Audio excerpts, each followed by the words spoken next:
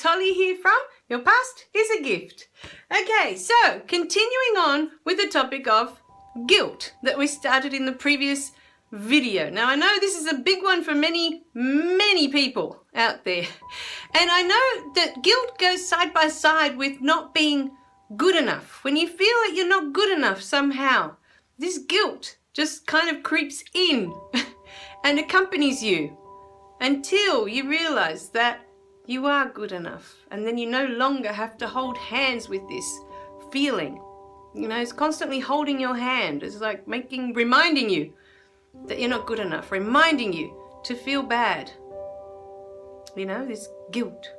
Now, for me, funny enough, this guilt, it showed up in my childhood in the way that, you know, my mum, when we were ungrateful for our lives, you know, my sister and I, and we'd complain, you know, that we didn't have certain things, or we'd complain about our lives, you know, and she would always tell us the stories of her childhood and of Dad's childhood, you know, and they were, to us as children, they were horrible stories, you know, because she didn't have her parents, and everything she went through after she was adopted by her aunt it just wasn't a nice story to hear, you know, as a child growing up.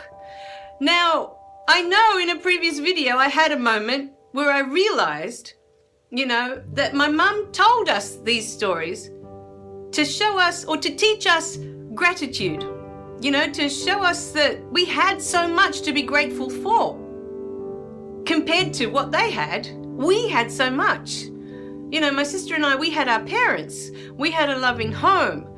You know, they loved us. My parents loved us more than anything, you know, and a lot of children don't grow up with that, you know. So in her eyes, she was trying to teach us gratitude, you know, to look at all the things that we did have and to be thankful for all those wonderful things that we did have. But at the time, all it did was make me feel guilty. It made me feel bad. You know, that I complained, that I said those things. And in my mind, what I had done was wrong. It was wrong to complain. It was wrong to say that I wasn't happy with my life or with what I had at the time. Whatever that moment was, because most of my childhood was quite happy, but I might have been going through a day, you know, where you just decide that everything's wrong that day. And especially with my sister, you know, she used to complain a lot. She had a lot to complain about. But then we'd sit there and we were made to feel bad with these stories that we'd listen to, you know, and that was my mum. It wasn't just a stranger's story, but my own mum that had been through this in her life, or my own dad, you know, listening to his stories. And so what happens is many times parents guilt their children. They don't mean to, but it's just a way to manipulate, you know, so that they'll stop complaining, or they'll stop, you know, we use guilt, we use it, we try to make others feel bad so that they'll do what we want them to do, you know. So there's two sides to guilt. There's the side where you're feeling guilty that you've done the wrong thing, you've said the wrong thing. You know, it always comes from a place of judging that something's wrong. Guilt. Once you judge that that's wrong, you've said the wrong thing, you've done the wrong thing, then that guilt comes in to remind you and make you feel bad about what you've done, about what you've said. Guilt.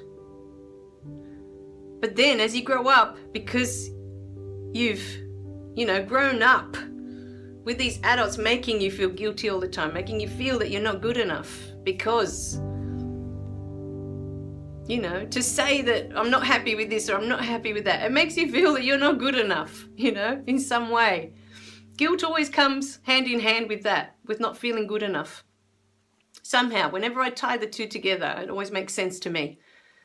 So, as you grow up as an adult, and I know I did this for many years, especially in my first relationship, you try to manipulate others by guilting them, by making them feel bad about their words or their actions, or, you know, that what they've said is hurtful, that what they've done is hurtful. You make them feel that what they said and what they did is wrong to you. You know? So I want you to look at your own life today in that way. If you're growing up and if you're a child and you feel guilty, to feel guilty is to feel bad about something because you feel that you've hurt someone else, you've done something wrong, and you carry that.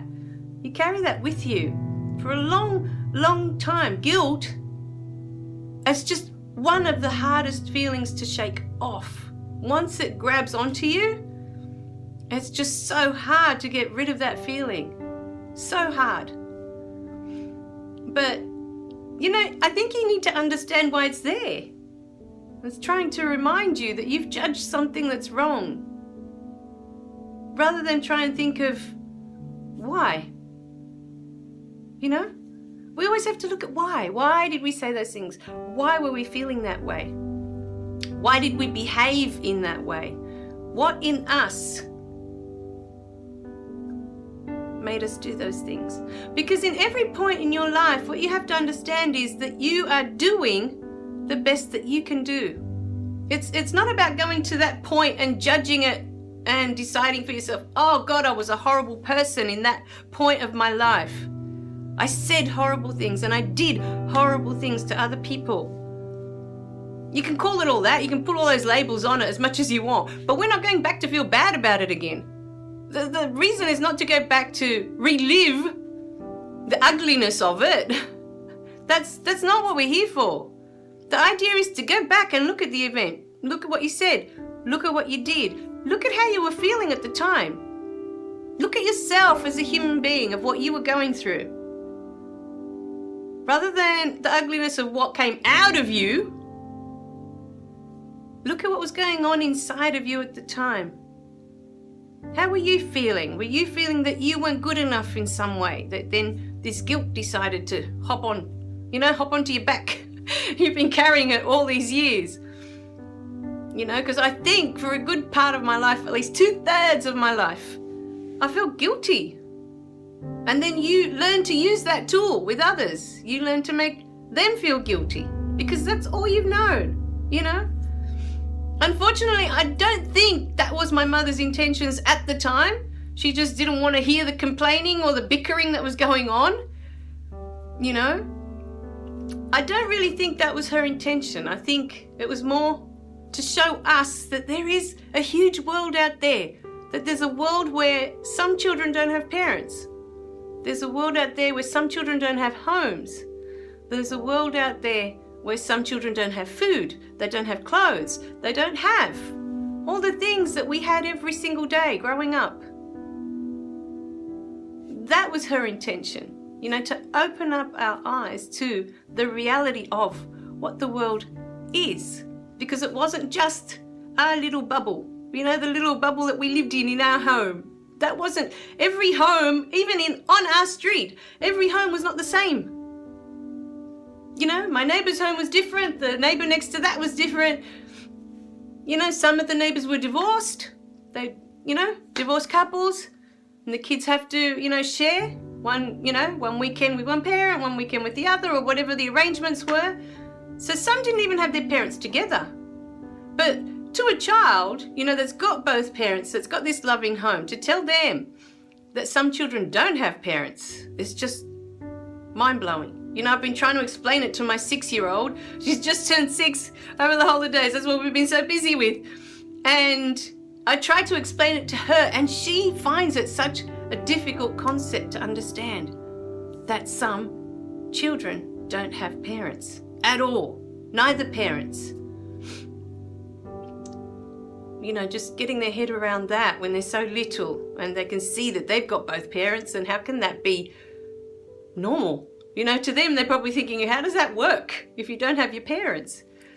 We haven't quite had that conversation. She hasn't asked me yet, but, I tried to remind her all the time of all the different situations, that what she has is not what everybody has.